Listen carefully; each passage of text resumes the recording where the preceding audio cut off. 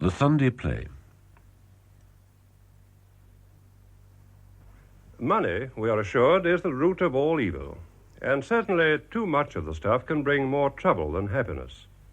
Still, we're all entitled to speculate about what we'd do if a sudden windfall came our way. In his novel Brass Farthing, adapted for broadcasting by Giles Cooper, Rupert Croft-Cooke explores the possibilities of such a situation as it affects a middle-aged spinster, Catherine Riddle, played now by Marjorie Westbury, and Bill Rapier, an impecunious young acquaintance, played by Tim Seeley. As it is all a piece of glorious make-believe, and would be extremely unlikely to happen nowadays, let's put the clock back to one of those years immediately following the last war, when holidaying abroad still seemed a bit of an adventure, and soft lights and sweet music, rather than the top 10, marked the measure of our contentment. Brass Farthing.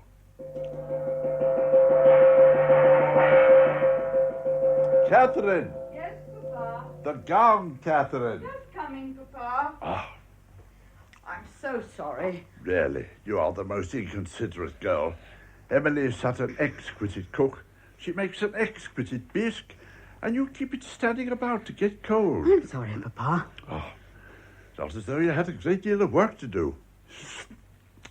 Ah, I was turning down the beds. this seems to me quite the best way of using lobsters at this time of year. What is to follow? A mushroom omelette, some veal and asparagus. Hollandaise, I presume. I think so. You ought to know, not to think.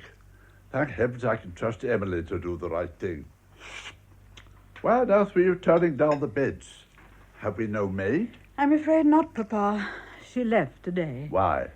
Emily spat in her face. Oh, well, I dare say she had a very good reason for doing so.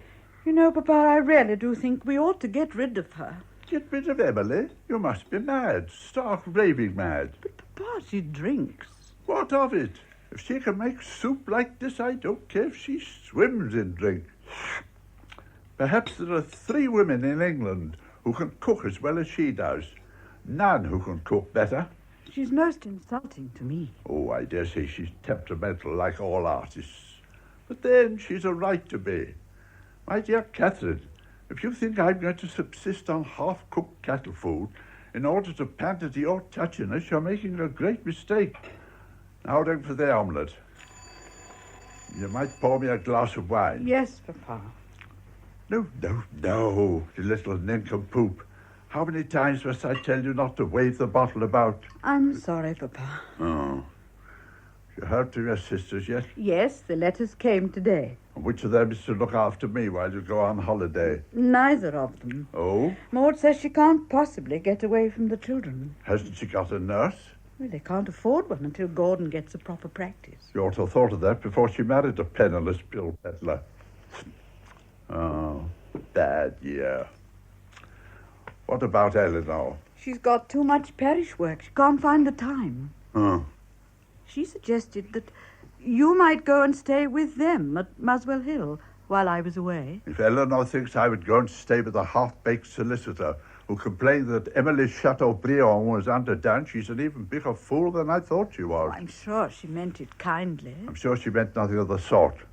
Your sisters are a pair of thoroughly selfish women. Neither of them is prepared to spend a fortnight with their own father. It's a pity. We have to forego your little holiday. Oh. They'll regret it, Catherine. One day they'll have cause to regret their selfishness. Remember that, will you? Ah, the omelette. Thank you, Emily. Now, quick. Don't let it stand and get spoiled.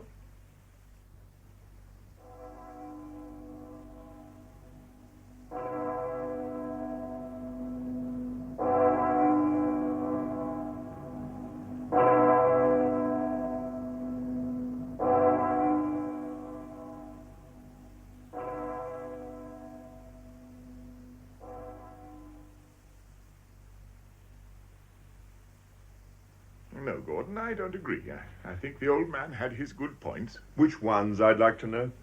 I expect it was those terrible air raids that hastened his end, don't you, Eleanor? More likely rationing. Oh, my dear, how can you be so hard about poor Papa? He was a greedy old miser, and you know it. Don't be such a hypocrite, Maud. But dear, there's a time and a place, after all. Oh, Catherine, do you think I could have another weeny glass of sherry? The decanter's on the sideboard. Oh, you can drink sherry in the middle of the afternoon, I can't imagine. Is there any more tea in the pot? Oh, no. I'll just take it out and fill it again. Won't be long. Pity she's let herself go like that. Who? Okay. Oh, well, none of us grow any younger. Not a question of age, so much of temperament. What I'm wondering is what is to happen to her? Oh, yes, dear, I know. It's so worrying, isn't it? I mean, we'd simply love to have her at Bagshot, but the house is just a box and bursting at the edges as it is. Of course, it's possible that Father may have left her a small annuity, in which case she might care to save it by coming to stay with us at Muswell Hill. Then she could help me with my mother's. I dare say we could take her off your hands for the odd week if Percival goes to Guy's. But it's so difficult, isn't it? Wouldn't it be lovely if poor Papa had turned out to be quite rich after all and left us all nicely provided for? You always were an optimist, Maud. Herbert, don't you think it's time the will was read if we're to catch the early train back to London? Why, yes, I think it would be quite proper to read it now. Does that suit you, Mr. Spall? Certainly, but should we not wait for Miss Catherine's presence? Catherine, do hurry up. Mr. Spall's going to read the will. Just coming. It's not a very lengthy document, is it? No, Mr. Wilt Fraser, quite short. A few odd legacies, I suppose, and the rest to a residual legatee. Something of the sort. Yes. So sorry to keep you all waiting. Kettle had gone off the boil. Some of us have had to have come quite a distance to get here. Well, now, I think we are all present. Good. Now, the last will and testament of James Augustus Riddle of Brackenholme, Flagstone Road, St. Leonards-on-Sea. I hereby revoke all previous wills made by me. I wish the following legacies to be paid free of death duties. £1,000 to my daughters Maud Wilton and Eleanor Wilt Fraser. Well, £1,000 to Emily Sanguinetti, my cook, in recognition of many years of faithful service. Well, The residue of my estate I leave to my youngest daughter, Catherine Elizabeth Riddle, to be hers absolutely. This is in recognition of the years she has spent in looking after her father without once taking a holiday from the cares of managing my modest establishment. Ah, yes, very fair indeed. Do you know... Miss Riddle would like to know how much the residue will amount to, approximately, of course. Yes. I understand that when death duties and all other payments have been made, it will be in the region of £800,000. £8,000. I beg your pardon? £800,000. It's ridiculous, the old miser. Well, quite obviously she's been scheming for this all these years. oh, Gordon, dear, I don't think you should say such things about my sister. Well, it's true, isn't it? Well, really, you know, poor Kay was as upset as anyone. That's what she'd like you to believe, no doubt. Where is she now? Eleanor and Herbert wanted her to stay with them. I bet they did. I suppose it didn't occur to you to ask her here. I did suggest it, though goodness knows where we would have put Percival. Wouldn't it be lovely if Kay gave us all some money so that we could move to a bigger house and perhaps you could buy better practice? Lovely. Though having gone to all the trouble she must have done to get that miserly old fool to leave her the money, I don't expect she'll be ready to part with it. Gordon, dear. Anyhow, I think I shall write to her and suggest she comes for a stay. Oh, you might mention that I've just happened to hear of a very good practice for sale in Folkestone. If I had 3,000, it'd pay its cost in 5 years. Oh, wouldn't Folkestone be lovely? Down at dear old St. Leonard's today, I realised how much one misses by not being by the sea. but Herbert, he must have been mad. Now, that, I must say, is the most charitable explanation. Then surely you can do something. Can't the will be declared invalid and the money shared out I'm between you? afraid not, my dear. Eccentric behaviour is a long way from being certifiable insanity. Well, I really can't see much sense in being a solicitor if you can't find some way to upset this absurd will. I think the best thing would be to talk it over with Catherine in the near future. Yes, I'll write to her tonight and suggest she comes to Muswell Hill for a long stay. Of course, you'll be putting her affairs in your hands. I imagine so. Oh, naturally, she will. It's not every heiress who's fortunate enough to have a solicitor for a brother-in-law. When you write, you might just mention the difficulty we're having over John's university fees. That is what I shall be writing about. Oh, Catherine, do stop mooning and decide whether you want to come shopping or not. Yes, all right, I will. I'm going to Spencer's first to get some handkerchiefs for John. He seems to lose about 2 a week. I can't think what he does with them. Do you want to come with me? No, I've 1 or 2 things to buy for myself. I'll meet you later. What sort of things? Oh, just things. I need a new handbag. You could have that one mended quite cheaply. Still, I suppose you've got money to burn. If you've any time to spare, you might look in at Jarvis's and see if there's anything nice in the way of curtain materials. Nothing too dear. Shall we meet in the Penelope? I shan't have time for a cup of coffee, but I'll pick you up there. Try to get the table to the right of the door, then I'll know where to look. Do you mind if I sit here? No, certainly, I do. Thanks. It's crowded this morning. Pleasant little place, though. Yes, isn't it? As a matter of fact, I always come here. I like the little orchestra. And they give you 2 lumps of sugar with your coffee. Oh, do they? I only came in for somewhere to sit down. Oh, by the way, I'm Bill Rapier. Can I get you anything, sir? Oh, yes, a cup of coffee, please. Well, I ought to be going. There's so much shopping to do. I didn't know it was possible to do much shopping these days. Surprising how long it takes with the queuing and everything. I suppose you have someone to do yours for you. No, Well, however do you manage then? I don't. But you must starve. Oh, no. I drift around, picking up a meal here and there. But that sounds awful. Haven't you got a job? No. Don't you do anything at all for No. a living? What about money? Oh, God feeds his sparrows. I manage. But everybody must work nowadays. Why? Well, the country. Oh. Your coffee, sir. Oh, thank you. Were you in the army? 6 years. Ah, that explains it. I suppose you're one of those people whose lives have been upset by the war. I don't think so. I was much the same before it started. I rather enjoyed the war, as a matter of fact. Don't worry about me. But suppose everyone were like you. Well, luckily they're not. They enjoy getting and spending. What you really are is a tramp. Oh, if you like. Well, you don't look like one. Oh, don't let's bother about me. What about you? Me? Yes, who are you? I'm Catherine Riddle. Mrs. or Miss? Miss. Look, let's go, Bust, and have another cup of Oh, coffee. no, really, I must go. You see, I'm not like you. I have responsibilities. You poor thing. I don't know why you should be sorry for me. I'm sorry for anyone with responsibilities. Everybody has some. I haven't. Well, you're an exception. And I'm sorry for you. Are you? We are being frank, aren't we? Yes. Yes. Oh, excuse me. I don't know what's come over me. I've never talked like this before with a stranger. I'm sure you haven't. Now, I really must go. Well, shall I see you again? Well, I do come here sometimes. Tomorrow? I don't know. I might. Oh, dear, there's my sister coming. Oh. I'm afraid she's seen us. Oh, there you are, Kay. Why did you sit over here? I'm sorry. Eleanor, this is Mr. Rapier. My sister, Mrs. Wilt Fraser. How do you do? Good morning. Kay, do please hurry. Have you paid? Makes lunch so late, and you know I've my mother's this afternoon. I'm sure this gentleman would excuse me.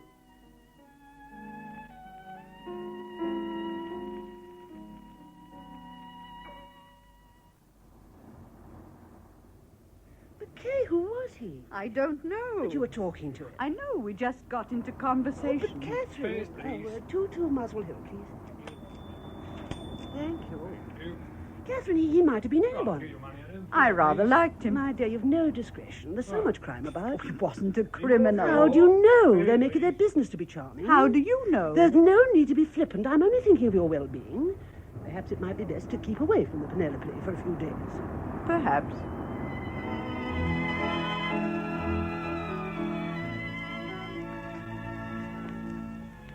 Ah, there you are. Hello. I wondered if I should see you. I'm glad you've come. I had some shopping to do.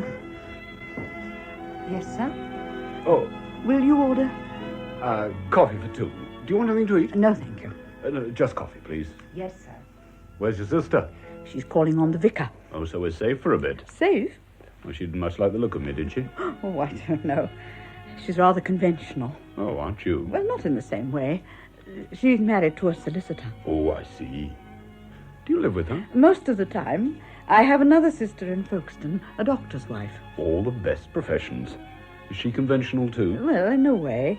She's more romantically minded. They're both rather different from me. Why do you live with them? Well, you see, it's difficult. I've nowhere else, really. I looked after my father for a long time. He died about 5 years ago. Ah, you mean your sister's married and you had to act as a sort of housekeeper for the rest of his life? I thought he needed me. I don't believe in needing people. But you must have needed your parents. I'm a bastard. I really don't think you should speak like that. I meant it quite literally. Oh, I see. I didn't know till I was 15. I thought my mother's husband was my father. Oh, you've still got a mother? She's still alive. You mean you don't see her? Oh, not because of that. I don't mind whether my father married her or not, but I never loved her. That's a terrible thing to say. Did you love your father? Well, not exactly, but I stayed with him. I stayed with my mother, sometimes. Here's your coffee. Oh, thank you. You know, I've never talked like this with anyone. What about your friends? I've never had many. Nor have I. We're an odd pair, aren't we? I suppose we are. Meeting in here like we did yesterday, it's so... well... Unconventional. Yes, well, isn't it? Seems natural enough to me. We were sitting at the same table. Would have been silly not to talk. But we don't know anything about each other. Oh, yes, we do. I know that you're Miss Catherine Riddle, and that you've spent your life looking after your father, and that you've 2 married sisters. You know that I'm Bill Rapier, that I don't work for a living, that I'm a bastard. How old are you? 28. I do wish you'd get a job. Why? Wouldn't you be happier with something to do? No. Have you money of your own? None. No, but now, have you any now? About half a crown. Would £20 be of any help to you? Good heavens, are you offering it to me? Fancy encouraging my idleness. I thought you disapproved. I do. But I'd rather give it to you than have you ask for it. Why should I do that? I thought yesterday, when you asked to meet me again... Oh, Lord. Oh, please, don't be offended. I'm not, but it's so silly. It's just the way people who take money seriously would think. But you must take money seriously. Why? You've got to live, haven't you? Yes, but so I do. And quite contentedly, too. I don't mind taking money from people. I'll take £1 from you, if you can spare it. Why not the whole 20? I don't need it. £1 will give me a bed tonight and feed me tomorrow. That's all I care about. Well, here you are, then. Well, thanks. Now, let's talk about something more interesting. Why don't you buy yourself some nice clothes with the other 19? Oh, I don't know. I used to care about that sort of thing, but my father disapproved of spending money like that, and I got out of the way of it. How old are you? 46. Good heavens, you look more like 56. Well, that's not very kind. Why should I be? Here you are with a neat figure, good hair and a lovely complexion, and you go about looking like somebody's elderly aunt. But that's what I am. Well, it's time you had a change. You know, I think I'll get a job and take you out to dinner. Won't that be against your principles? Not at all, I haven't any. Except not working. Or always do a hand's turn in a good cause. I think I'd rather be an aunt than a good cause. No, I can't think of you as an aunt. I don't believe you're any older than me. Only 22 years. But you haven't learned to fit in any more than I have. Perhaps not. Well then, will you come out to dinner with me? When? Today's Thursday. Say tomorrow week. I should have some money by then. How will you get it? Rob a bank or get a job, something. Will you come? Yes, I'd like to. Grand. That's fixed then. Waiter. Yes, sir. 2 filles maison. Certainly, sir. I do wish you'd let me pay for them. Good heavens, no. Here I am with £5 10 shillings earned by the sweat of my brow as a warehouseman, and you try to deprive me of the pleasure of spending it? You're a selfish woman. Do you like being a warehouseman? I don't mind if it lets me take you out to dinner. What do you do? Lug things about. It's not bad. It's just the principle of the thing I'm against. How? Working so many hours, so many days, and then lining up and being given bits of paper for it. It's a silly way to spend one's life. You must settle down sometime, though. I wish you'd stop talking like my mother's husband. He was always advising me to settle down and get on. How do you do both at once? Your brandy, madame. Oh, thank you. Sir. Thank you. Well, cheers. Cheers. That's good. No, but seriously, you've got to earn some money. You know, you spend so much time thinking about this stuff that anyone would take you for a rich woman. I am, quite. Are you?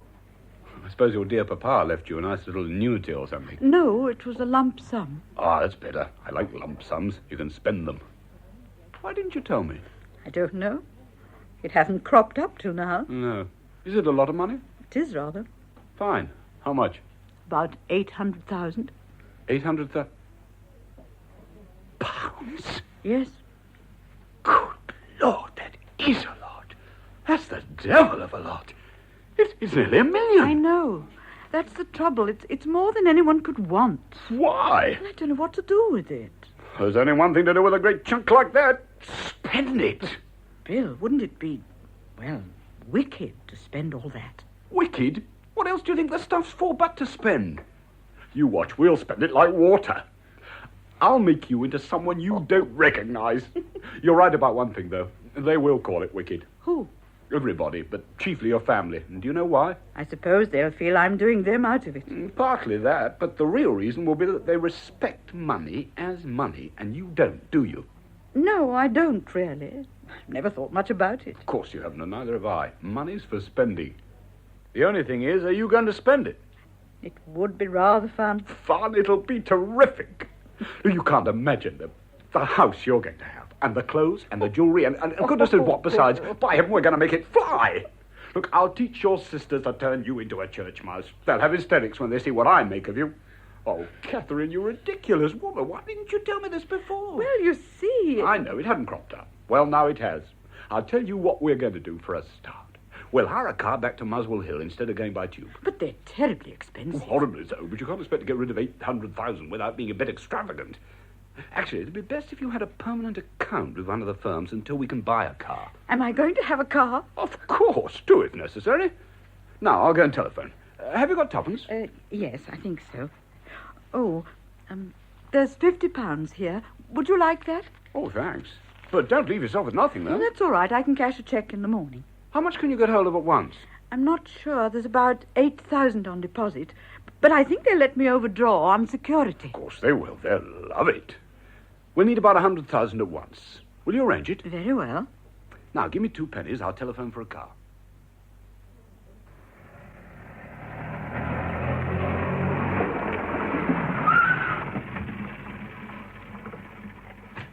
I'll come with you to the door. Oh, no, please. Can't let you face them alone. Oh, there are no lights on. They must be in bed. We'll soon get them up. Oh, dear. Frightened? A bit. Nothing seems to be happening. I'll try the knocker. You wake the dead with that. That's exactly what we are trying to do. Ah, someone's coming. Uh-huh. Stand firm.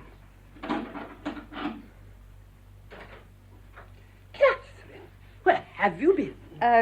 You remember Mr. Rapier, don't you? Rapier, no. Oh, yes.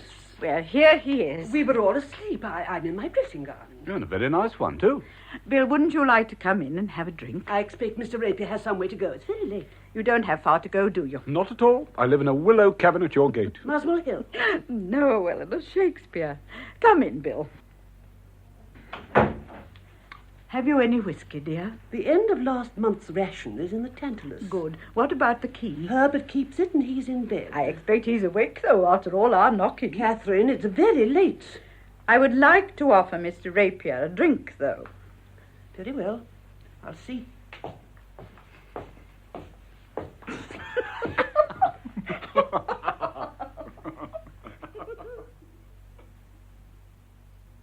More tea, Kay? Please. Was your kipper satisfactory, Herbert? Perfectly, thank you, my dear. Your tea. Thank you. Jill, dear, if you've finished, perhaps you'd better do the flowers. Do you want the tulips in here? Don't bother about this room for the moment. Do the drawing room. Okie-doke. Oh, will that girl never learn to close doors quietly? It's a phase, dear. Kay, I think we should have a little chat about last night. Oh? Herbert is very worried about you, aren't you, dear? Very. So am I. We hardly slept a wink after you came in. Oh, I am sorry. It was too bad coming in at that hour. My dear, it's not that. You're perfectly entitled to come and go as you please. This is your home. We're worried about that young man. May I ask what this young fellow does for a living? He works in a warehouse. Kate, dear, you must be mad. Can't you see these after your money? Oh, no, I don't think so. He's not much interested in money. What other explanation can you offer for his attentions to you? I don't think he has any object exactly. We've just made friends. Really, Kate, you're nearly 50. I think he rather likes her. But what do you suppose people will think? You might at least have more consideration for us. Yes, well, I'm sorry about that. It's made me realize I can't go on imposing on you both. Nonsense, my dear. This is your home. You must never think of it as anything else. It's only our love for you that makes me say anything about last night. We worry. All the same. No, Kay, say nothing you might regret. After all, there are only the three of us left, and we must never allow anything to separate us. Least said, soonest mended. Don't you think it would be best if Herbert dealt with this young man? What do you mean? Well, my dear, you know the interpretation people will put on your little escapade. A young warehouseman. Well, I mean, besides, it's not safe. You only have to read the papers. They're all like that, charming at first, and then later... No, it'd be much the best thing if Herbert settled it. I can't imagine what you're talking about. I like Bill Rapier, and I think he likes me. He's coming to call for me this morning. This morning? What about his warehouse? Oh, he's only employed there casually. He can get away when he wants to. A casual labourer? Oh, my dear, won't you listen to our advice? After all, Herbert is a lawyer and quite accustomed to this sort of young man. Quite. He flatters you, I suppose, and makes you feel that you enjoy being with him. They always do. At first. He doesn't flatter me at all. Sometimes he's quite rude. We just like being together. Oh, my dear Kay, I've known 100 cases like this. There comes a time to all of us when this sort of thing... Well, I mean, we think perhaps we are missing something, and, well, we're apt to be rash and foolish. You too? No need to be flippant, dear. Herbert and I are only trying to do what is best. Now, won't you be sensible and let Herbert have a few words with him when he arrives? I don't mind, and I'm sure Bill won't. Then that's settled. Herbert will take him into the study. Well, he should be here soon. I'll just go upstairs. Do that, Kay, dear. We'll let you know when it's all right to come down again. Will you? Thank you. How much will you offer him? I thought something in the region of £25. Will that be enough? Quite adequate, I fancy. That class of man is always eager to take ready money when it's offered to him. And when he realizes that I am a solicitor, he'll probably consider himself well out of it, as indeed he will be. I expect that's him. You answer the door. I couldn't trust myself to meet him again. Well, in that case, you'd better stay in here.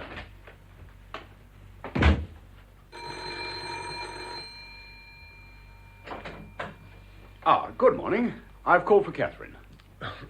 Yeah. You come this way, please. Thank you. Lovely morning. Have you been with Mr. Wilt Fraser long? I am Herbert Wilt Fraser. Oh, I'm so sorry. I'm Bill Rapier. Yes, I know. Would you sit down there, please? Well, certainly. But you know it's Catherine I've come for. This is just what I wish to discuss with you. I am her brother-in-law, you will understand, and I am also a solicitor. Good. Is Catherine at home? My sister-in-law has asked me to see you in lieu of herself.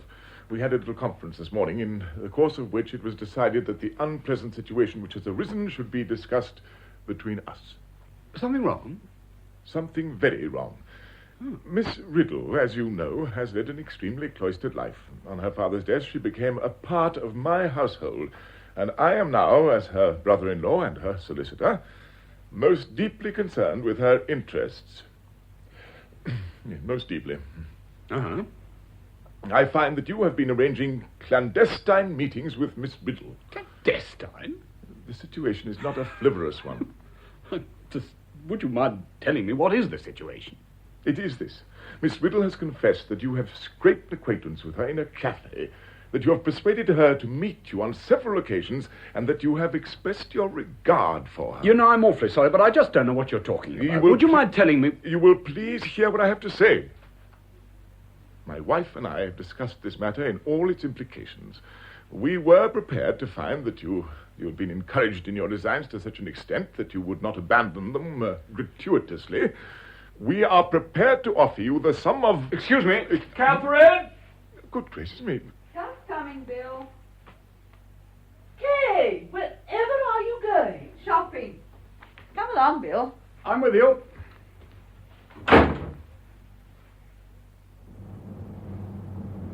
Where are we going now? To an auction. Was it all right at the bank? Yes, perfectly. I can draw up to 200,000. We shan't need all that. Today. I thought it might be as well to have something in hand. Oh, got a new suit. Oh, it's only reached me down. I've ordered half a dozen. Is that all right? Of course. We'd better open a joint account somewhere. Yes, it's probably the simplest. As long as you don't mind. Oh, I don't mind. Why are we going to an auction? There's a couple of collections coming under the hammer today. I thought we might annoy the dealers by snatching some plums from under their noses. Ah, here we are.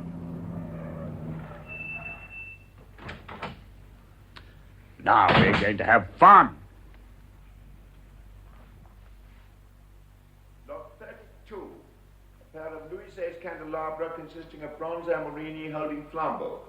Put them a little further forward, Rose. Yes, sir. This lot has a reserve of 150 guineas. Anybody like to start? Thank you very much, sir. 180, 200, 280. Any further bids? No more. Going at 280, going. 350. Thank you, sir. I bid 350. Anything further? No. Going at 350, going. £350 is a lot for 2 candelabras. They'd cost you more if the chap who bid 180 sold them to you. Lot 33. A serpentine-fronted sideboard after a design by Robert Adam with 6 scroll legs and a frieze of nymphs and satyrs, showing in the other room. Somebody start, please. 750, thank you. 780, 800, 30, 40, 60, 80, 900, 950, 1050. 2,000. Thank you. 2,000 I bid. 2,050, to 100, to 150. Any more? 2,500. 2,500. Thank you. Going at 2,500. Give your name and address to my assistant as you go out, will you, sir? Certainly. Come along, Catherine. Lot 34. A black lacquer commode with gold chinoiserie decorations by Weissweiler, showing in the other room. Would anybody like to offer 2,000? 1,500? 1,000? How much have we spent? This morning, about 15,000 guineas. Let's have some lunch. Don't let's go anywhere very grand. I'm not dressed for it. Well, what about where we dined last night? Fine. After lunch, I suggest we separate. You'll want to get some clothes, and I'm going to look at a picture or two. I want a canaletto for the sitting room. What sitting room? Sitting room of our flat, of course. Our flat? Oh, yes, of course. But aren't flats terribly difficult to find? Well, nothing's terribly difficult if you have enough money. The only thing is, where will you go in the meantime? I thought of going to stay with Maud, my other sister at Folkestone. Ah. You see, I can hardly go back to Eleanor after last night and this morning. Wasn't it awful? I haven't enjoyed myself so much for years. Neither have I, really. What did Herbert say? Told me I was meeting you clandestinely and offered me money to leave you alone. He didn't. How much? I don't know. I didn't wait to hear. £25, I think. Why? Well, it's about the amount a man of his type thinks suitable for a man of my type. What is your type? I don't know, really. What do you think? Adventurer? Crook? Sponger? What? Just Bill Rapier. Thank you. And to return the compliment, you're just Catherine Riddle. Thank you. We might go into business together, Riddle and Rapier, unlimited money spenders. Ah, here we are. My goodness, I'm hungry. Ah, that's better. Nothing like a hard morning's work to give you an appetite. Black or white, sir? Black for me. And 2 Kimmels for our digestions. There's one thing puzzles me about you, Bill. How did you learn about good furniture? I mean, you weren't brought up surrounded by it, were you? Indeed I wasn't. I was brought up in a nasty little house on the edge of London until my stepfather lost the money he'd always taken such care of, and then we moved to a nastier little flat in Brixton. I learnt most of what I know by cutting school and going to museums. What an odd thing for a boy to do. Oh, I don't know. It always seemed to me to be the most important thing in life to be able to tell the true from the false. In furniture? Oh, not only in furniture. Pictures, books, houses, food, people, everything. That's why I like you. If I was to pick you up and knock your head against the pavement, you produce a nice, clear, ringing note. Thank you. Well, I hope you take your own word for it. Oh, yes. Eleanor and Herbert are already convinced that you are a potential murderer. Everyone's that. Ah, no, you know what I mean. The sort of man who woos elderly ladies for their money and then makes away with them. I think it's time we started shopping again. I do wish you'd come and help me. Oh, no. I hate the feeling one gets in women's shops of having enormous feet and being covered all over with hair. I'll see you at 6 o'clock.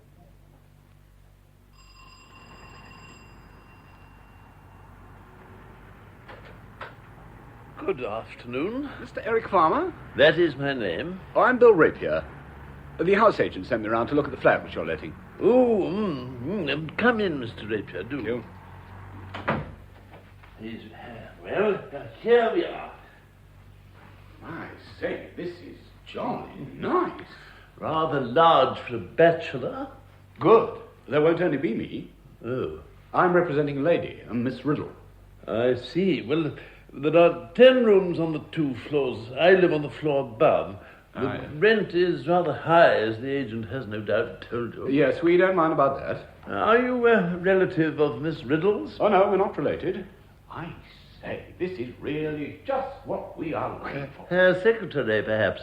Not really. Say her impresario. Oh, she's an artist. No. Catherine, Miss Riddle, is going to be a very remarkable woman. You mean she's young? Good Lord, no. She's nearly 50. Look, I'd like to take this flat. It's just what we want. Would you like a year's rent at once? But don't you want to see the rest of the place? Oh, later will do. I shall require references, of course. Oh, will you? Oh, well, I'll get that fixed up. You know I do hope you'll let us have this place. It'll make an ideal home for Catherine. She hasn't had much fun up till now. Her family have kept her in hand. Oh. She has possibilities you'd never dream of. Really? You'll see when you meet her. She looks like a church mouse. But I rather gathered she was wealthy. Oh, yes, rather. Her father left her nearly $1 million. We're going to make it fly. But surely her family will be perturbed. They'll be lucky to escape with their sanity. They all have the good old solid idea of money, as though there was something sacred about it. Just wait till they see Catherine getting all the fun she can. They'll be frothing at the mouths, and chewing up their carpets. Oh, by the way, do you mind if I measure this large front room? No. I've seen a very nice cushion for a couple of $1,000. It's no use getting it if it won't fit. Of course, you realize that nothing is definitely decided yet. You're going to let us have it, though, aren't you? Yes, as a matter of fact, I am. From curiosity, if nothing else. Good. Then I'll tell the decorators to start in the morning. And when can I expect Miss Riddle? In about a month's time, if all goes well, provided she can put up with her sister for that long. I see. Well, shall we look at the upstairs room now, then? Dear, do you mean that you wish to invite him here? Yes, I should like to ask him to lunch. Won't you tell us who he is, dear? His name's Bill Rapier, and I met him in a cafe. Do you mean he approached you? Yes, he came and sat at my table. But, Kay, my dear, this is the most extraordinary story. Why? Well, I mean, you must admit it's a little unconventional. After all, you've no idea who he is.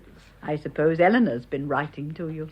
As a matter of fact, I did hear from her, and she said how very worried she was by her little sister's secretive behaviour. But then we all know what a stuffy old thing Eleanor can be. Do you remember how annoyed she got when I met that attentive young clergyman at dear old St. Leonard's? Happy days. Wouldn't it be lovely if we could turn back the leaves? Would it? Of course. And you know, even in those days, you weren't the one to take to strangers. It was Eleanor and I who had to make friends for us all. Now, suddenly, you want a strange young man of whom you know nothing to come and visit you. It's very worrying, dear. What time will he want to arrive? About 1 o'clock.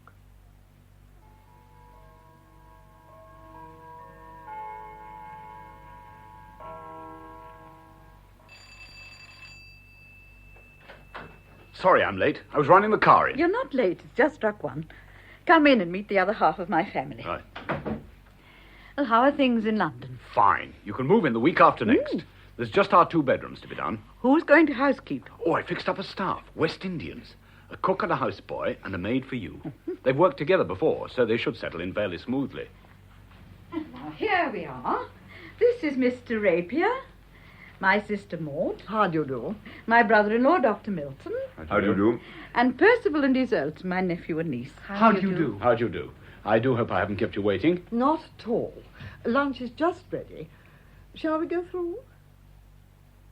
Do I understand, Mr. Rapier, that you've just bought a motor car? Catherine has. Oh, I say, what horsepower? 24. Gosh, what'll it do? 100, I believe. Good heavens. And is Catherine to career about the country at 100 miles an hour? Oh, it'll do less. I was lucky to get it, as a matter of fact. I think you were. I have enough trouble keeping my family at 10 on the road, and I, of course, need it for essential purposes. I've only got a motorbike. But Percival, you said a motorcycle was all you wanted when you asked me for it. That was 2 years ago, Aunt Catherine. A chap grows up, you know. And where are you proposing to garage this opulent monster, Catherine? I'm afraid we don't cater for such magnificence. Oh, that's all right, Gordon. I'm not going to keep it down here. Aren't you, dear? Garage in town. Indeed. You must be putting yourself to quite a lot of trouble over Miss Riddle's affairs, Mr. Rapier. No trouble. I enjoy it. I think Catherine would like a little more chicken, Gordon, dear. Could I have some bread sauce, please? Yes, Mother. Do you remember how angry dear Papa used to get if his bread sauce was too thick? Yes, I do. He was so easily put out. Oh, Mr. Rapier, you must forgive us talking family matters in front of you, but we sisters have so much to remember in common. Not at all. Catherine's told me all about your father and how easily put out he was. Has she? Of course, at heart. At heart, my dear, he was a greedy and deceitful old man, and it's time you admitted it. Do you know, I do believe we're going to have quite a little heat wave if this weather keeps up.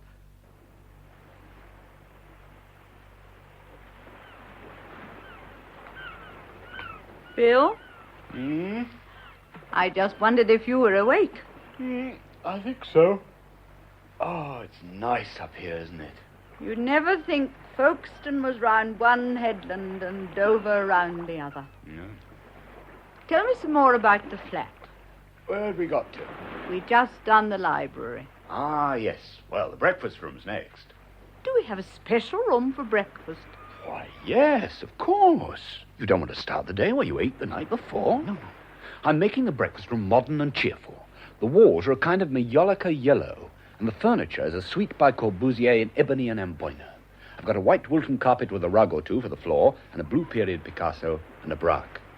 You see, as most of the other furniture is 18th century, I'd like to have one room in which you could feel good stuff is still being turned out. Of course, you may not like the idea. I'm sure it'll be lovely. What's worrying you? It's just that I hope I'm going to enjoy all this. Of course you are. There's one thing, Bill. If I don't, you won't be too annoyed, will you? You see, I shall have left my sisters by then, and I don't really know anybody else. Don't worry. I won't leave you. I like you. Oh, Catherine, I'm enjoying this. Wait till you see the flat. It's going to be the finest place in London. I suppose I am looking forward to it, really. Of course you are. Are you going to tell the others your address? I thought I wouldn't for a bit, so that we can settle in. I bet they find out within 6 weeks. But how could they? They will. You'll see. Come on, I'll take you back to the Lions now.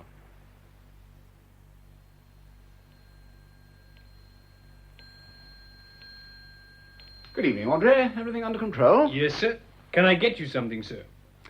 Yes, bring the drinks in, please, Andre. Madam back yet? No, sir, not yet. Oh, did you ask Mr. Farmer if he'd care to come down Evening, Bill. Oh, there you are, Eric. Come on in. Thank you. I'll get the drink, sir. Oh, thank you. Catherine here? Not yet. She's having her face slapped. Oh, poor thing. I can't think how she stands it. Oh, she loves every minute. She seems to. I think she gets a little confused at times. Nonsense, Eric. Catherine's using her money for the first time, and she's happier than she's ever been in her life. That's true, but she's still an aunt at heart. You horrid old man. Drinks, sir. Thank What do you have, Eric? Sherry? Oh, not with my liver. Could I have a small glass of champagne? Certainly. The champagne, Andre. Yes, sir. I'll open the bottle right now. Have you seen the coffee pot that came today? This one? Yes, I've been cleaning it up. It's Paul de la Mario. Nice, isn't it? Beautiful. What are you going to do with it? Put coffee in it, of course. I believe you'd use the Portland vase for putting flowers in if you could get it. Why not? Sooner or later, it would get broken. Sooner or later, everything gets broken. You might as well use it while it's there. I'm back. Ah, here's Catherine. Your drink. Oh, thank you. Hello, Bill. Hello. Good evening, Eric. Evening, madam. Oh, heavens, what an afternoon. I've been pummeled till I'm black and blue. Don't look it. It's made me feel wonderful. It was awful at the time, though. Here's your drink. Thank you. Why, you've got a new dress. Do you like it? Yes. And not too young. No, not at all. Did you go to the oculist? Yes. And he said I needn't wear spectacles at all except for reading. Marvellous. He said that the man Papa sent me to must have been completely unqualified. And that's what comes of saving money. I must go and change. And don't forget, we're going to the theatre. Your dinner jacket's hanging on the back of my door. Why? There was a button loose. I sewed it on again. Oh, thank you very much. I'll see you later, Eric. Right you are. Do you think he's happy? Who, Bill? Deliriously, I fancy. Why? I just wondered. You see, he thinks he's doing all this for me, but I wouldn't really worry about keeping up this standard of living if it wasn't that Bill seems to enjoy it so. He enjoys it, all right, as long as he thinks you're happy. Oh, I am. It's just that I could be happier with much less. So could he. What he enjoys is giving you what he thinks you ought to have. Forgive me. Certainly. Hello? Yes, speaking. Who? Who? Oh. Well, yes. Yes, do come round. What? No, quite all right. Yes, very well. Anything the matter? Bill! Yes? Eleanor's just rung up. She and Maud are coming here tomorrow afternoon. Ha! Let battle commence. Oh, dear. Courage. The money's yours, and they can't eat you. I feel as though they could. What'll they think of Andre? They're not used to the idea of coloured servants. No matter what they think of anything. This is your house. Yes, of course. 2 ladies to see you, madame. Catherine. Oh, hello, Eleanor. Hello, Maud, dear. Kay, dear. You both know Bill, don't you? Oh. Catherine, we wish to speak to you alone. Of course, we'll go along to my room presently. But won't you sit down here now? I had no idea where you were. So thoughtless of you, dear, to be so elusive. I was going to write, but you see, we're not really settled in yet. I should say you are very well settled in. Did you take this place furnished? No, Bill's been buying furniture gradually. Quite a curiosity shop, isn't it? Must have cost a great deal of money. Yes, we're hoping to get rid of nearly 100,000 on it. What does he mean? Well, you know, there's so much money lying idle, it seems a pity not to use it. Papa's money? It's the wickedest thing I've ever heard of. I think you must be mad. Oh, no, Mrs. Will Fraser. Catherine knows very well what she's doing. Really, Catherine, I do think you might have the grace to receive your sisters alone and not in the company of your... Eleanor's most upset, Kay, dear. Do you think we might go to your room? Of course.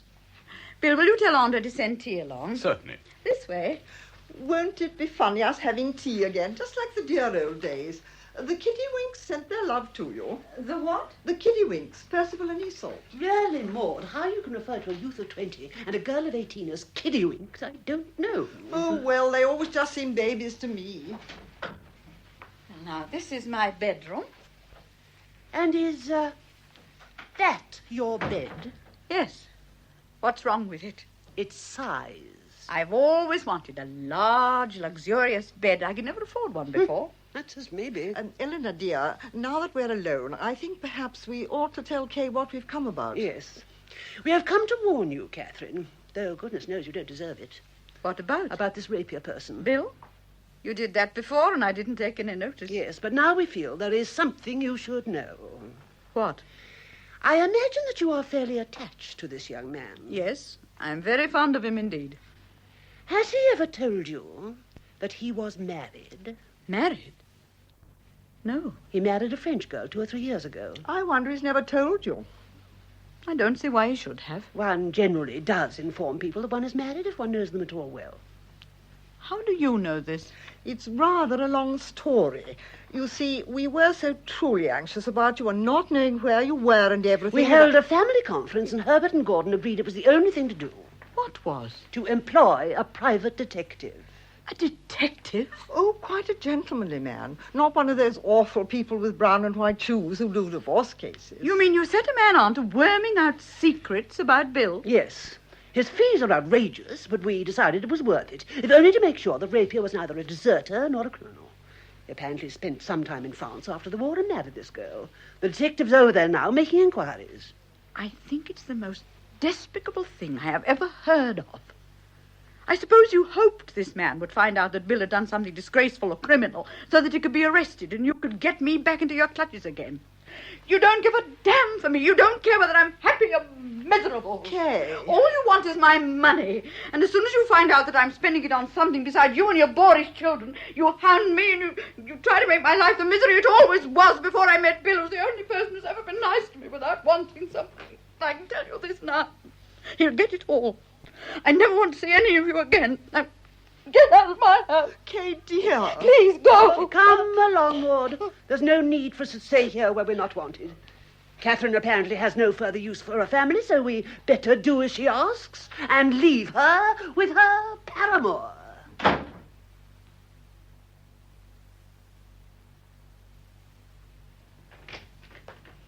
Hello. Enemy retreated? Yes. Come in and have some tea. Have they been horrid? Yes. Poor dear. I ought to have stayed. That would have made it worse. What's up? Nothing. A bit of a headache, that's all. You're a rotten actress. What is it? No, really nothing. Something about me? Come on, out with it. Eleanor said you'd been married. Oh. Have you? I have been. I'm not married now. I see. Should I have told you? No, Bill, I don't. Yes, I should have. I was going to, as a matter of fact, but later. There's a lot you don't know. How did your sisters find out? They hired a detective. Oh. They thought you might be a deserter or a criminal or something. And so far, they've just discovered an ugly secret. Is he still working for them? I think so. They hate you, Bill. They'd do anything to harm you. I believe they would. Shall we go to France? To France? Yes, would you like to go? Very much, but why just now? You need some clothes. I need a change of air. Besides, there's somewhere I want to take you. Is it connected with this? Yes. I'll tell you about it when we get there. When shall we go? Well, you'll have to get a passport. Yes. Why not next week? You are in a hurry. Yes, I am. But what about the car? Well, there may be a last-minute cancellation on the ferry. If not, we can hire one. Don't worry about the details. But Bill... In fact, don't worry at all. Everything's going to be all right. Are you sure? Quite sure. I'll go and have a word with Eric and let him know we'll be away. But this is very sudden. It's the sort of decision you can only make if you've got money. You won't be able to spend much over there, not on a £25 travel allowance. Ah, we'll be all right. Catherine's father left her a lot of Bordeaux bottling shares. Ah. We'll put it down as a business trip. For a young man who's never handled large sums of money before, you seem to have a remarkable facility for doing so. Oh, no, I just spend it. As a matter of fact, it's not going nearly as fast as I thought it would. She let the interest mount up, you see. That's generally considered quite a good thing to do. Yes, I don't doubt her family would be all for it. Oh, by the way, we've had a visit from them today. Eleanor and Maud. Oh? You know, really, they're quite ordinary, decent people. But the thought of losing all that money has turned them into a pack of rapacious hypocrites. Look here, it's all very fine for you, Bill, my boy. You've worked out a personal philosophy which frees you from any responsibility at all. You must try to see the other point of view, though. Think of their years of budgeting and calculating and going without things, the school fees, the tailor's bills, the rents, the rates, the food. Money is important to people. I suppose you're right. But isn't it a rotten system? The man who wants money most gets ahead of the man who wants it less just because he's prepared to sacrifice everything to it. Can't we think of anything better than that? Karl Marx tried. Ah, but that only makes it more direct, surely. Power instead of wealth as an incentive. It's the same thing. You see, I want a world in which we all start from there. All the normal ambitions satisfied. Then on to glory. On to Calais, in your case. Heavens, yes. I must start organising. Where's that telephone? Wimmera for lunch, I thought. Then on to Deauville. Oh, Bill, careful. You're on the wrong side of the road. We're in France, aren't we? Isn't it foreign? I don't see anything so very outlandish about this bit. Oh, of course it is. Even the telephone wires are different. Look, there's a blue letterbox. It doesn't look nearly so safe as the red one. Yes, of course, you're seeing it with new eyes. What's Deauville like? It's a seaside town, nothing very special. Like St. Leonard's? Not very. Good. You hate to be reminded of those days, don't you? Yes. It was all such a waste. It was like having a cruel practical joke played on one. When you were living there, Did you ever look out across the sea and wonder what was over the horizon? Often. Well, here it is. This is what was waiting for you. It was worth waiting for. Bill, where are we going in the end, I mean? South. Deauville first, then down to Bordeaux to justify your currency allocation, and then on to the Pyrenees. A place called Po. Is that where... That's where I'll tell you. Don't bother about it now. Do you like gambling? I've never done any. Well, you'll have a chance at Deauville.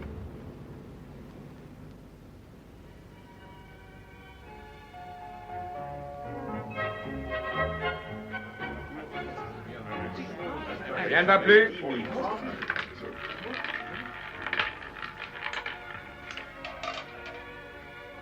C'est le 10, noir et pair, qui gagne. Have I won? Yes, here come your counters. What a laugh. Et vos jeux, s'il vous plaît, messieurs, dames. Take again. I think I'll try 3 this time. Right. We should be able to stay over here for ages if I go on winning, shan't we? Yes. Les jeux sont faits. Rien ne va plus.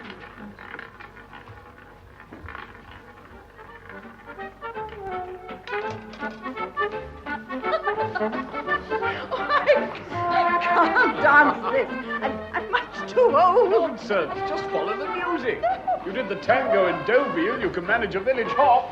I think the side has gone to my legs. To make them all livelier. I never knew they made cider in France. I thought it was all wine. We do in this part. Tomorrow we start getting into the wine country. Come on now, don't be so silly. I can't.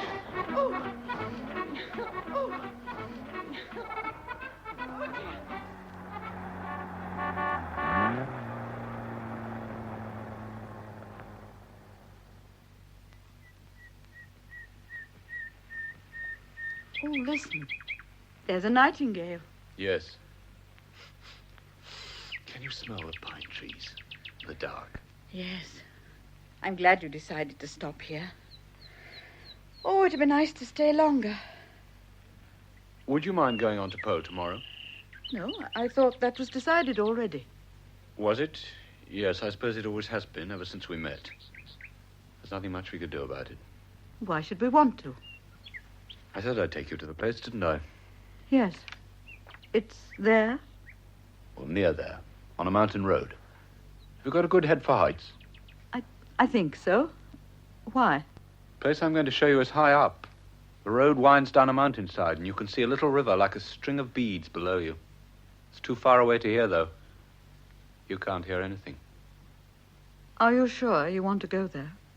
Yes, Catherine, I do. I must. It's the only way. But not tomorrow.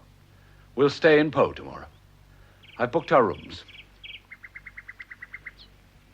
You have enjoyed yourself, haven't you, Catherine? It's been a wonderful trip. But everything else, since we met, I mean. Bill, dear, of course I have. You know that. Good. Oh, well, bedtime for me. We'll start early tomorrow.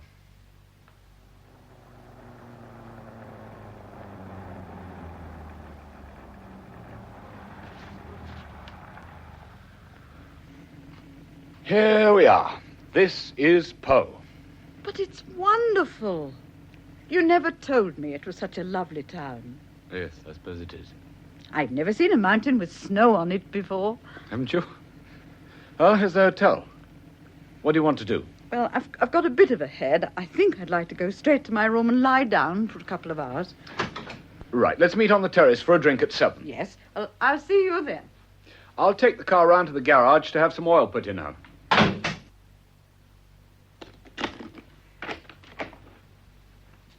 Voici, madame, le 250. Oh, merci bien. Elle vous plaît, madame? What? La chambre, elle vous plaît? Oh, oui, it's very nice. Here, ici, here's something for you. Merci bien, madame. Oh, dear. Oh, my feet. Oh, that's better.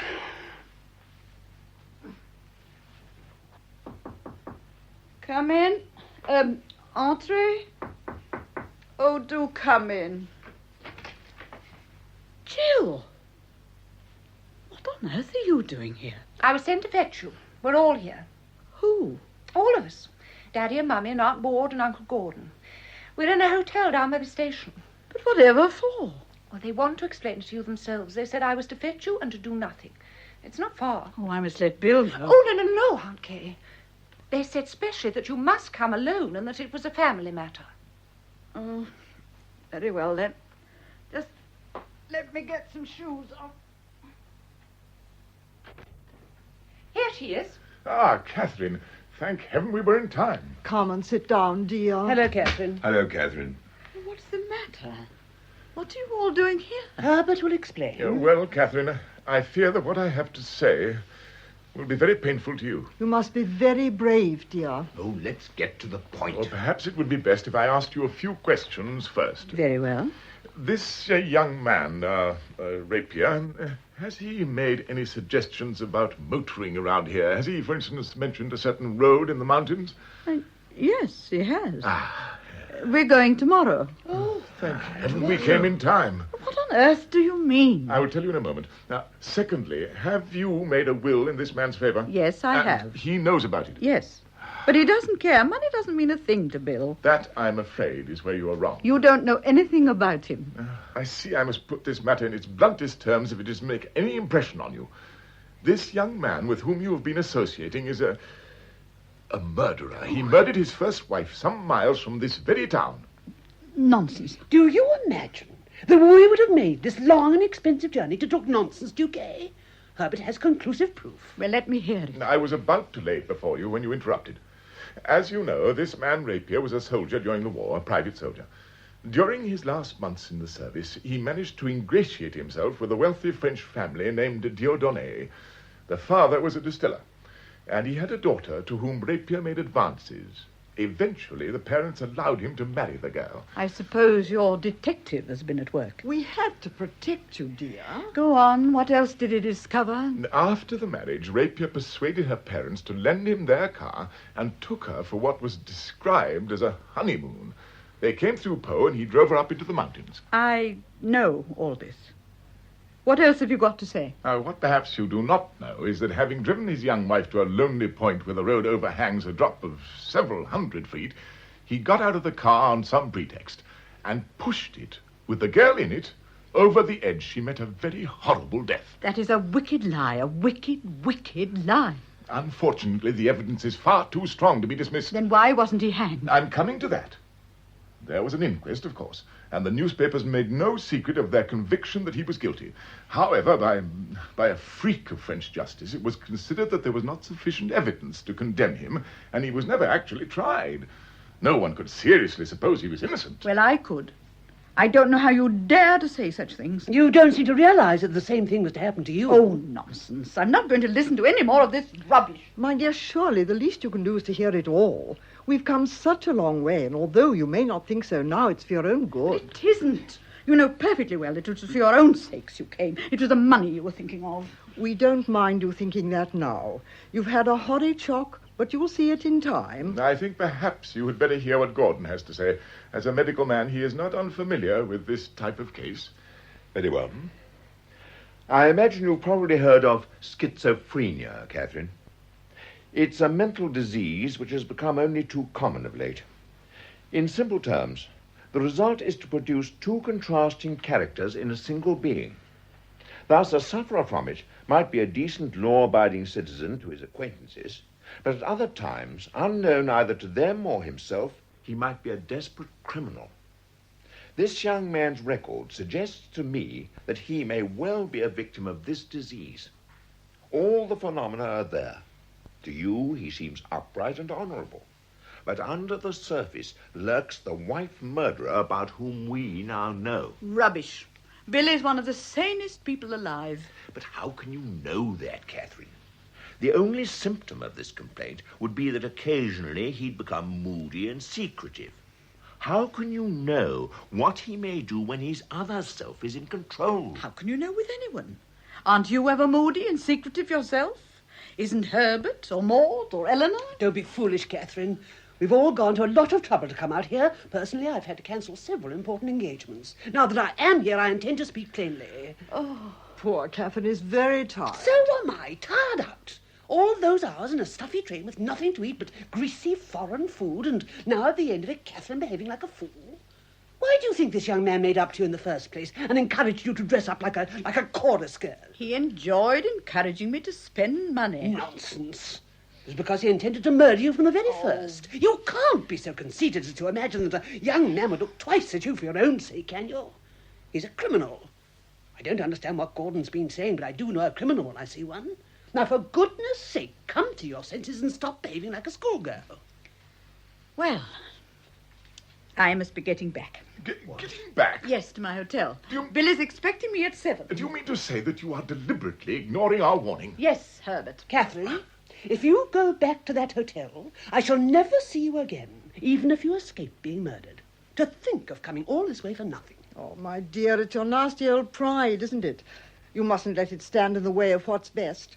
After all, we pocketed ours and left our families behind to travel out to this place. Yes, indeed. Such an awkward place to ask for, too. I don't think Now, one does do stop talking, all of you. There's nothing more to be said, and I'm late already.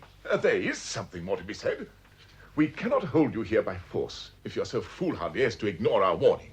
But we can warn the police that this crime is likely to be committed, and we shall do so the very first thing in the morning. And if you find yourself a witness to a sordid crime passionnel, don't blame me.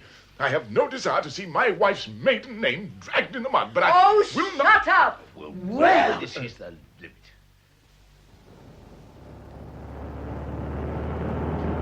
We're nearly there now. Good. What was that village we passed? Gulabask. There are no more houses. The road's very narrow. It's 500 feet sheer drop on my side. I don't see anywhere to stop along here. It opens out on the left, just round the corner. Ah, here we are. Bill, you're a little moody this morning, aren't you? Am I? Never mind, it'll soon be over. There's a nice little grassy space. Yes, I'll just back onto it.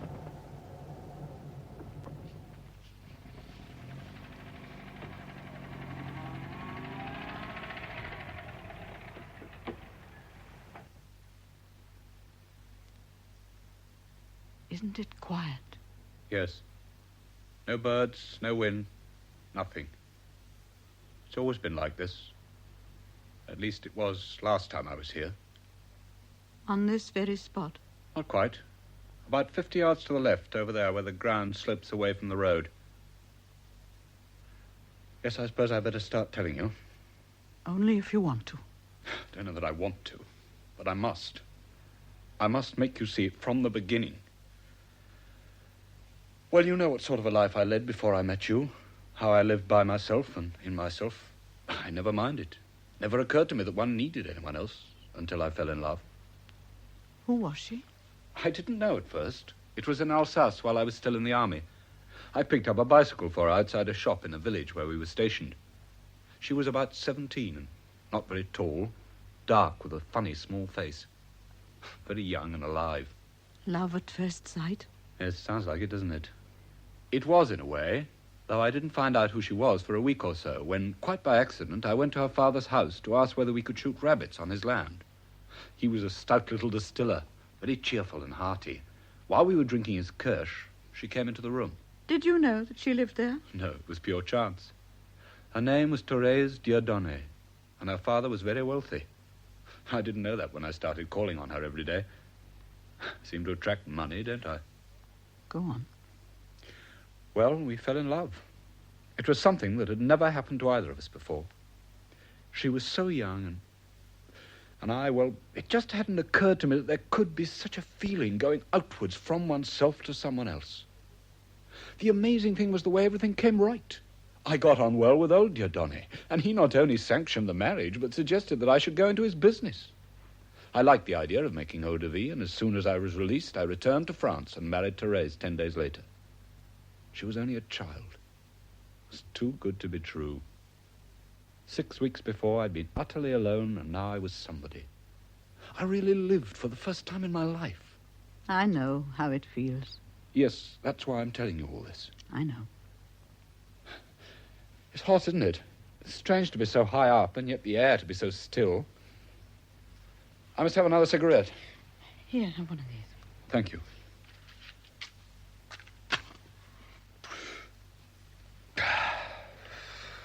There's not much more. Just the end.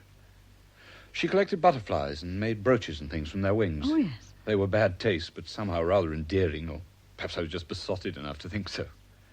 I got pretty good at catching them. Anyhow, it may have been the butterflies that made her choose the Pyrenees for her honeymoon. There are a lot of them round here. There's one over there, on that bush. Huh? There would be. There was one on that day when... No, wait a moment, I must get things in order. The old man had lent us his car. He'd kept it hidden from the Germans in the middle of a haystack all through the war. We cleaned it up and started south. About a fortnight later, we reached Po. On the afternoon of our second day, we came up here. Ah. Suddenly, Therese saw a huge butterfly with long tails to its wings. She begged me to get it. She was drowsy after lunch, but when she saw this, she woke up enough to call out, "Look, Bill, I want it." I stopped the car, put on the handbrake, and got out.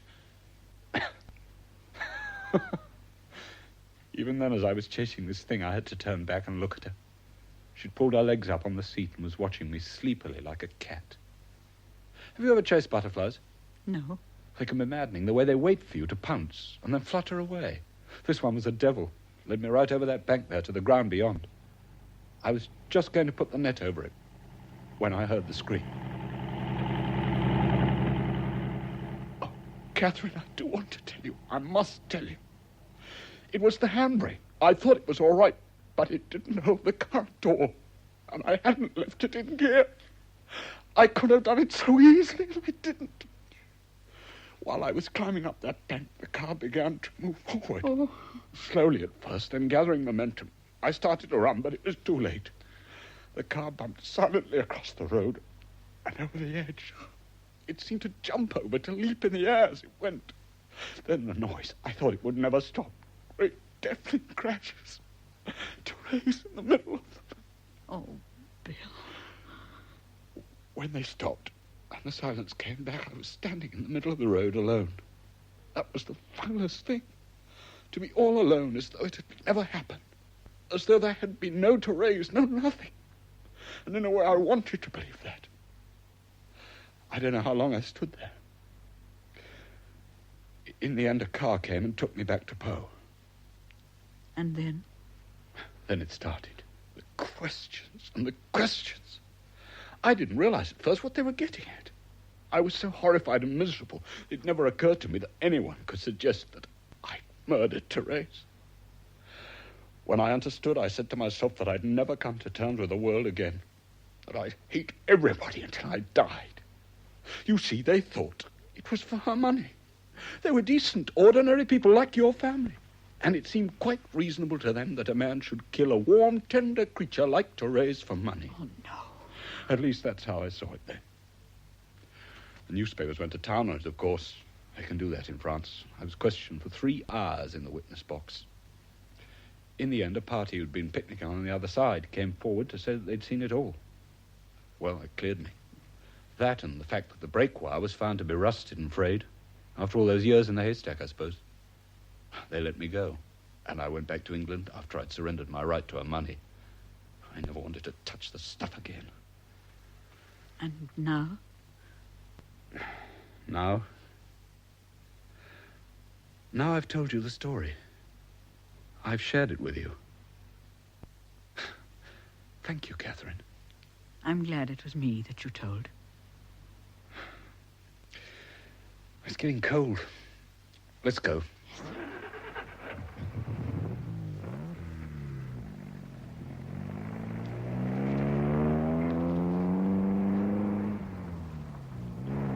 Hello. I didn't know there were police round the corner. They want you to stop. Yes. Pardon, monsieur, vous allez à Pau. Oui. D'où venez-vous? De Pierre-le-Basque par la route militaire. Pourquoi demandez-vous? Qu'est-ce qu'il se passe? Rien du tout, monsieur, rien du tout. Il ne faut pas vous inquiéter. Continuez. Ah oui, merci.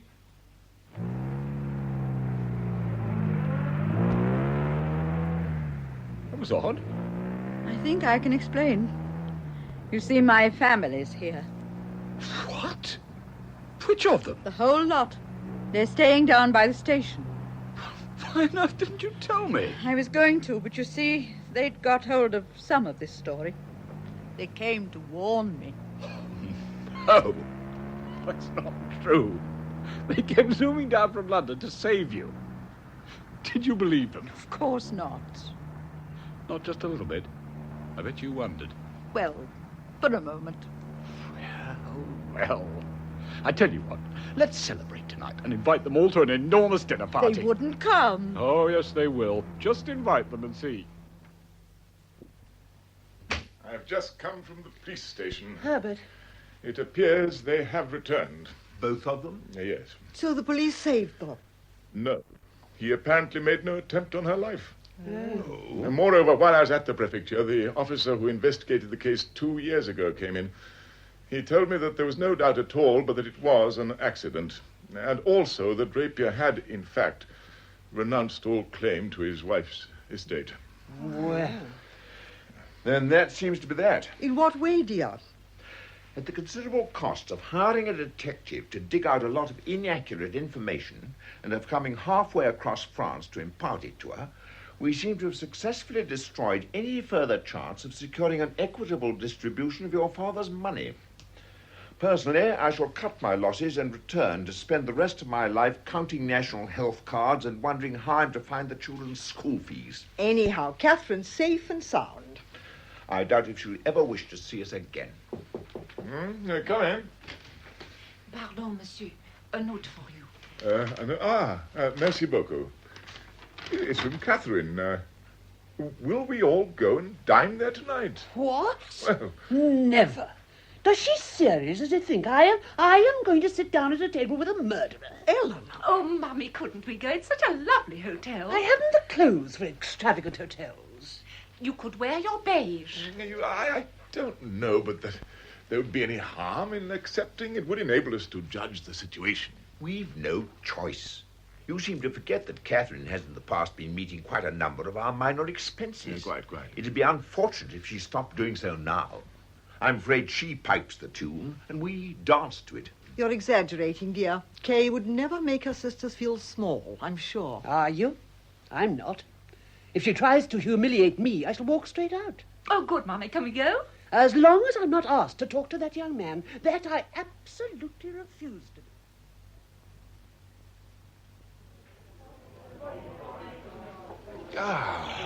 Well, an excellent dinner, Catherine. Thank you. Though, you know, I sometimes wonder whether our old-fashioned English fare doesn't compare with anything the Frenchmen produce. Yes, but how long is it since you had any of it? Yes, the country is in a bad way, very bad way. And we'll go on being so as long as the market continues to be what it is. You interested in the market, Rapier? I don't know very much about it. I've never been able to do much with money except spend it. I'm very good at that. Right. You know, Kay, I feel we've quite misjudged your young man. No one could have been more charming. I'm sure now that nasty story was quite untrue. Thank you, Maud. Oh, do I really look like that? These French mirrors. It's been quite a happy family reunion tonight, hasn't it? We could all be so happy if Catherine only saw her way to share. No, Eleanor. I've made up my mind now. I'll go on helping you, but I will not divide up that money. I've no hard feelings at all, but there it is. Shall we go back to the men? Good night. Good night, Jill.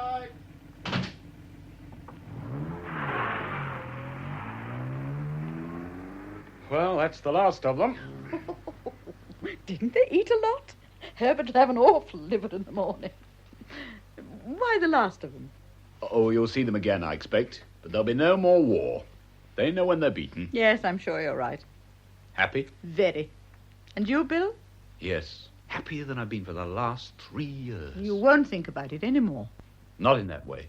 It's a story now. A story that's been told. Yes. Let's go home soon.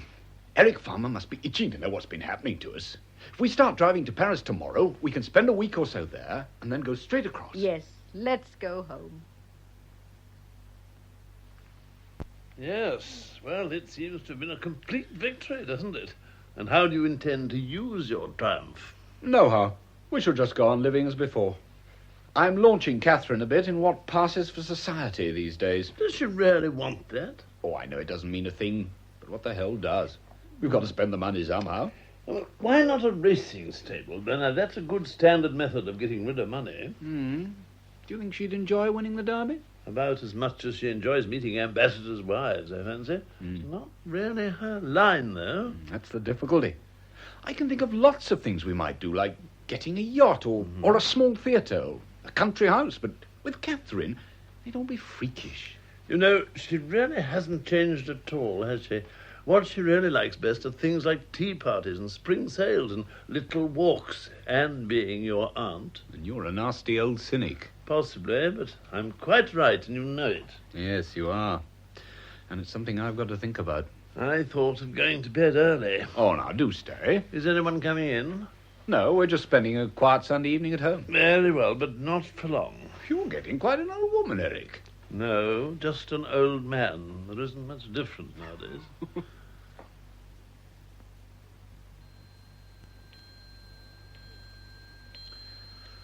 Dear me, is that all it is? I thought it was 10 at least. I shall go to bed as soon as I've darned this sock.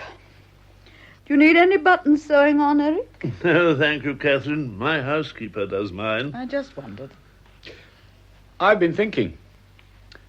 Catherine, do you think we really want this money? No, I don't think so, dear. Why? I just wondered.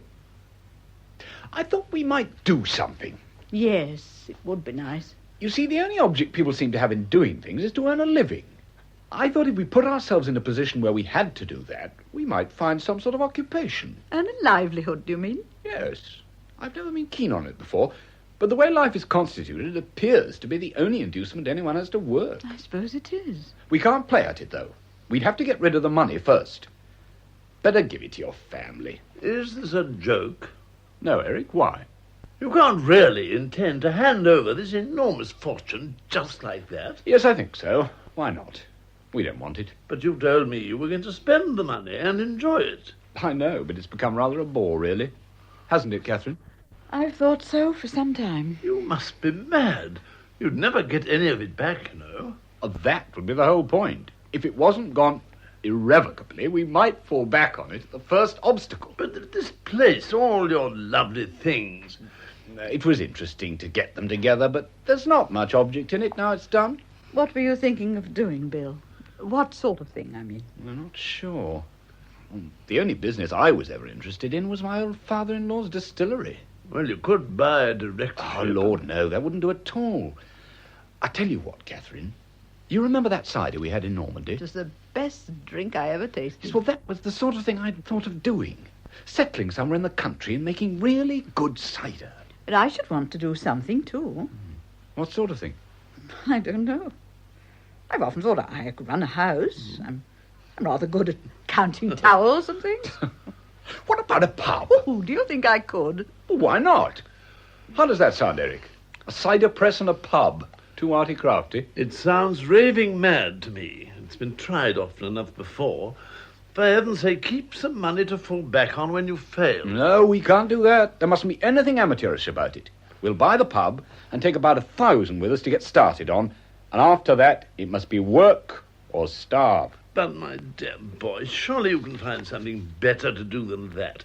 You've got a lot of influential friends now. You could easily find yourself some really decent career. But I keep telling you I don't want a career.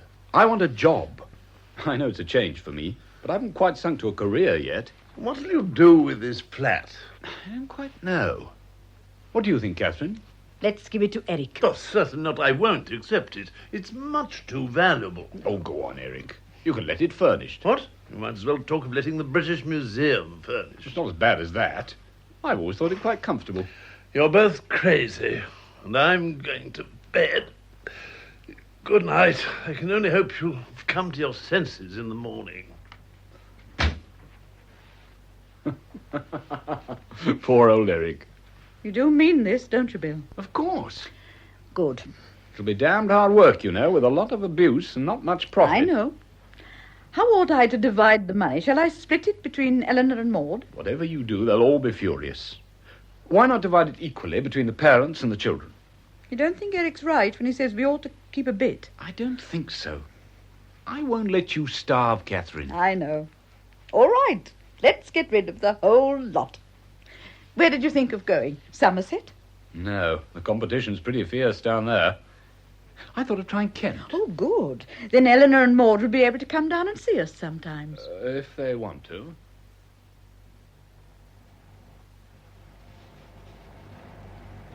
What a very flat and dull part of Kent this is. If I'd known it was going to be so cold, I'd have worn my sables. Really, it's too bad having to spend a day going to the back of beyond like this. It was you that wanted to come, my dear. Not a question of wanting, but of duty. Catherine is my sister, however badly she may have behaved. Do you think Plimpton knows where he's going? Slide the glass back. Oh. Plimpton? Madam? Are you sure this is the right road? Yes, madam. It seems very narrow. I wonder if the Miltons will be there before us. You know, they haven't got so far to come. I hope Maud's all right. Sober, you mean, eh? Ah, Devil Plimpton. Oh, sorry, dear. There. Last time she came to London, she was quite fuddled. As I hear, Gordon's been speculating, too. That's probably why they got rid of their chauffeur. It's astonishing how little money goes to some people's heads. Oh, there's a public house. Could that be it? No, that's the Three Horseshoes. Theirs is the Fox. Perhaps we could stop and ask. And perhaps not. I'm so cold. The rug's in the back. Oh, Gordon, you are unkind. Couldn't I have just one teeny-weeny Jenkins? No, my dear, you may not.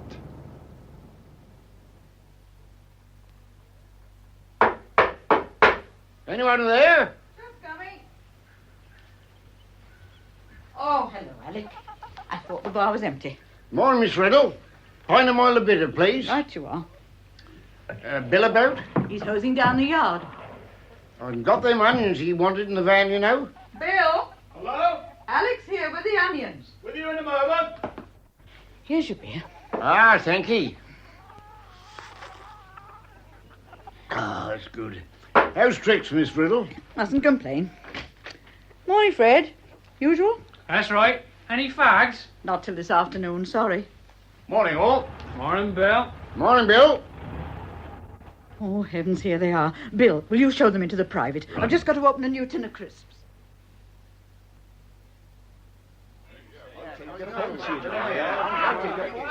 My dear, Catherine's hands. Disgusting, downright disgusting. Do you know what she's doing now? No. Serving Plimpton with a glass of beer. Really, it was a mistake to come. Oh, Eleanor, you're so hard. Nonsense. She's brought it on herself. She chose to squander her share and more than her share of the money.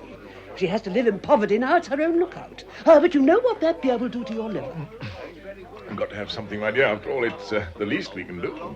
Sorry, we can't give you lunch till 2. Publican's meal times, you know. The awful thing is she seems to enjoy it. She'd never let us know if she didn't. I'll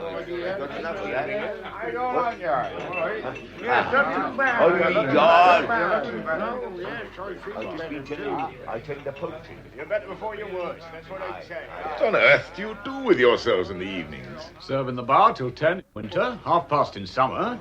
Wash up and go to bed. Mr. Rapier, do you think I could have just a teeny gin in this glass? Just a tiny one as a secret? Pint of bitter and ounce of shag, please. Catherine, isn't there anywhere more private? Yes, you can go through if you like, but Bill and I will have to stay here. Really, my dear, I can't help thinking that you might still be at Folkestone with us. Yes, I suppose I might. By the way, I was sorry to hear of the death of your friend, Mr. Farmer. Oh, yes, it was very sudden. Such a man of the world, I always thought. He must have been quite wealthy. I dare say. Miss Riddle. Just coming, Alec.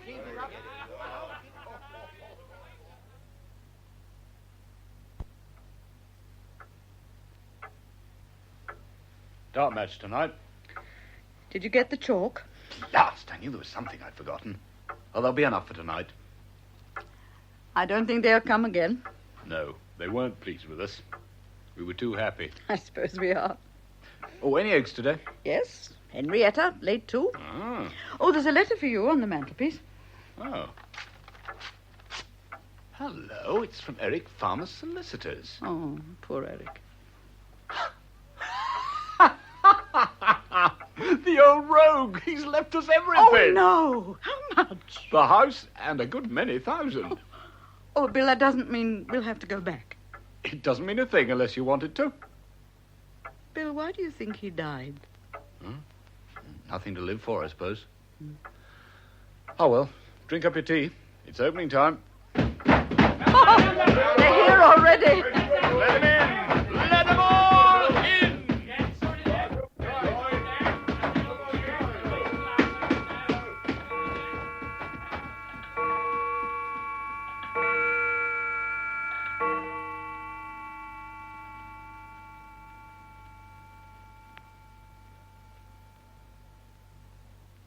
That was Brass Farthing by Rupert Croft-Cooke, adapted for radio by Giles Cooper.